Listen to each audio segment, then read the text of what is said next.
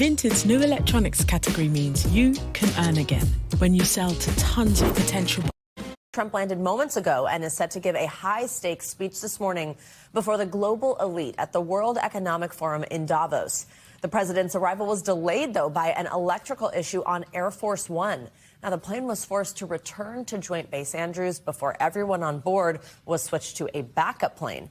The visit comes amid heightened tensions between the U.S. and Europe over the president's determination to buy resource-rich Greenland. Now, Denmark, which the territory is a part of, and Greenland itself have consistently said that the Arctic island is not for sale. Europe and NATO have also come out in defense of Greenland's sovereignty.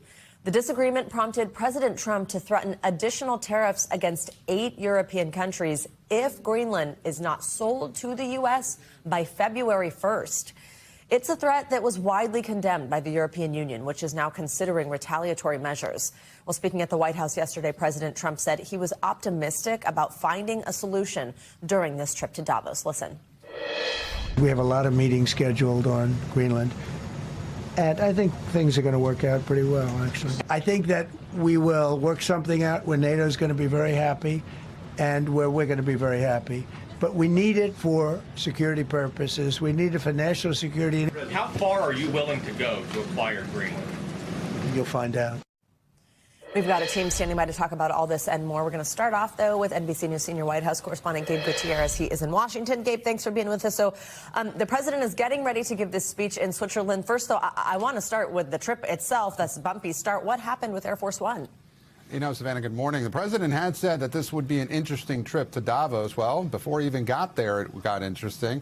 The president leaving late yesterday, and the plane, Air Force One, was turned around a short time after takeoff, had to head back to Joint Base Andrews, as you said. The White House saying that it was a minor electrical issue. The president boarded a smaller plane without incident and is now on his way to Davos. But again, bit of a hiccup right before the president even got to Switzerland in the first place, Savannah. So, of course, this trip abroad coming amid his desire that he has made quite known to acquire Greenland. And also, this is the first time since he's threatened those additional tariffs over Greenland, and obviously heading to leaders of many of those countries that would be impacted by said tariffs.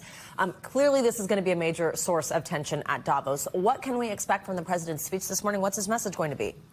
Look, the president at this point feels emboldened after several foreign policy moves over the last several weeks. Of course, the ouster of Nicolas Maduro, arrested to stand trial here in the U.S. And the president feels that he and the United States should take over Greenland. This is something that he said now for quite some time, but really over the past several days, there's been this increasing back and forth, there's increasing tension with NATO allies. We heard from the president yesterday at the White House. He says that leaders, other world leaders, they're nice to him to his face and sometimes not so much when he's not around. But he doesn't seem to be backing down here, Savannah. And so we do expect him to take quite make a bold statement when he addresses world leaders in Davos. Gabe, and tell us what we have been hearing from other world leaders' speeches at Davos so far. It seems like this rift over tariffs, Greenland, it has united European and NATO allies against President Trump, really, right?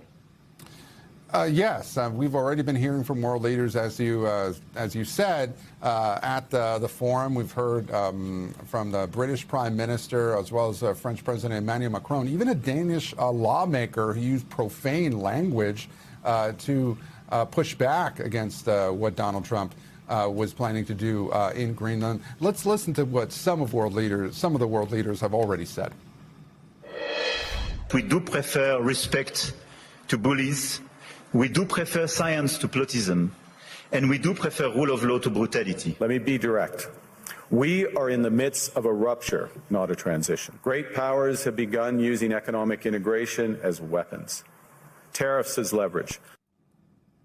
And of course, Savannah, this all comes just days after a remarkable text message exchange that, by the way, we've now been seeing publicly with the Norway's prime minister releasing this exchange between himself and President Trump, where world leaders have been trying to de-escalate the situation here, and President Trump responding to Norway's prime minister, linking his perceived snub by the Nobel Committee. And then we see those live pictures now in Switzerland of the U.S. delegation arriving there. But Savannah, a lot of tensions here, and we expect this to play out over the next 2 days in Davos. All right, Gabe, we know you will keep bringing us the latest there. Gabe, thank you so much. Well, I want to get back to this unplanned turnaround of Air Force One last night. We're going to bring in NBC News aviation analyst Jeff Guzzetti, also a retired aircraft accident investigator.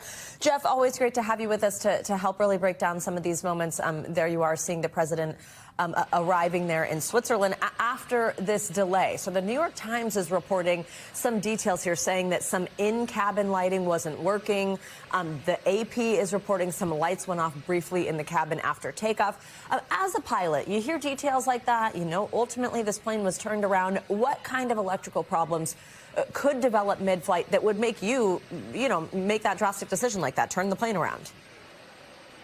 Good morning, Savannah. Well, there could be a myriad of things, right? So this is a 35-year-old aircraft, over 35 years old, this 747, and it's heavily modified for electrical equipment, for avionics, for communication devices, security equipment. So it needs a lot of energy to power that equipment, and the 4 engines on the 747 have generators. So perhaps a generator came offline, perhaps there was an electrical bus that failed. I don't think the president and his team were in danger. I just think they were inconvenienced. Again, an older airplane with a lot of electrical equipment, and something minor occurred.